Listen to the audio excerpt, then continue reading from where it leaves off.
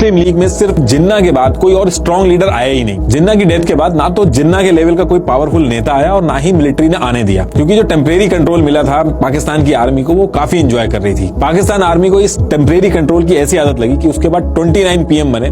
आज की डेट तक एक भी पीएम ऐसा नहीं है जिसने 5 साल अपने पूरे किए हों। किसी को मार दिया गया, किसी का तख्ता पलट कर दिया गया, इतने बड़े बड़े पॉलिटिशियंस को मारा गया। आज तक इनकी एक भी एजेंसी ये नहीं पता लगा पाई कि पीएम को मारा किसने है। इमरान खान जो थे, इनको रैली में गोली मार दी गई, ये आज तक नहीं पकड़ पाए कि गोली चलाई किसने। बिना किसी बड़े हाथ के ऐसा पॉसिबल ही नहीं हो सकता कि किसी के बारे में पता ही नहीं चल रहा कि इनके पीएम्स को मार कौन रहा है, इनके बड़े बड़े नेताओं को मार कौन रहा है। कुछ केसेस में तो लॉ को अमेंड किया गया ताकि जो पूरा कंट्रोल है वो पाकिस्तान की आर्मी के हाथ में आ जाए। इन कुछ चीजों की वजह से पाकिस्तान की जो आर्मी है उसका कंट्रोल पाकिस्तान के ऊपर शुरू से ही रहा है, और ये आगे चल के एक बहुत ही बड़ी प्रॉब्लम बनी है, वो भी आपको आगे समझ में आ जाएगा। देखिए, किसी भी कंट्री को ग्रो करने के लिए पैसा तो चाहिए ही होता है।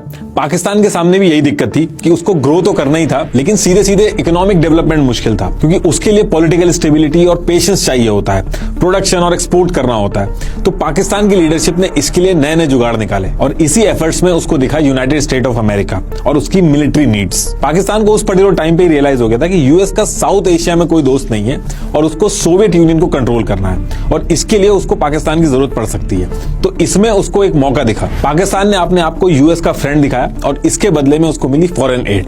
लेकिन क्वेश्चन है कि ये फॉरेन एड दी क्यों गई। देखिए, आज की डेट में आप देखते होंगे कि इंडिया के अंदर बहुत सारे यूएस के कॉल सेंटर्स हैं। यूएस के एम्प्लॉयर्स वहां के एम्प्लॉयज को छोड़ के इंडिया से बंदे हायर करते हैं। ऐसा इसलिए क्योंकि एक यूएस सिटीजन की सैलरी काफी ज्यादा होती है, उसकी जितनी भी लायबिलिटी होती है वो यूएस के एम्प्लॉयर की होती है। इंश्योरेंस, पेंशन जैसे तरह तरह के बेनिफिट्स देने पड़ते हैं। कोई एक्सीडेंट भी हुआ तो सारी रिस्पॉन्सिबिलिटी उस यूएस के एम्प्लॉयर की बनती है।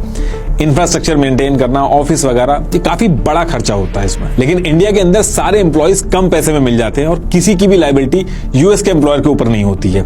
सेम कॉन्सेप्ट यूएस अपनी मिलिट्री में भी यूज करता है। देखिए, यूएस यूजुअली 2 तरीके से वॉर लड़ता है। अगर उसे लगता है कि स्टेक्स बहुत ज्यादा हाई हैं, तो वो वॉर में खुद कूद जाता है, जैसे उसने वियतनाम में किया या फिर इराक में किया। लेकिन जब उसको लगता है कि सीधा कूदने में फायदा नहीं है, तो वो शैडो वॉर लड़ता है। इसमें वो दुश्मन के दुश्मन को दोस्त बना के काम करता है। मान लीजिए, अपने इंटरेस्ट को पूरा करने के लिए यूएस अगर अपनी खुद की आर्मी भेजने लगेगा, तो पहली चीज तो अपने सिटीजन को खतरे में डालेगा, और अगर उसको कुछ हो गया तो उसका पूरा खर्चा उसको देखना होगा।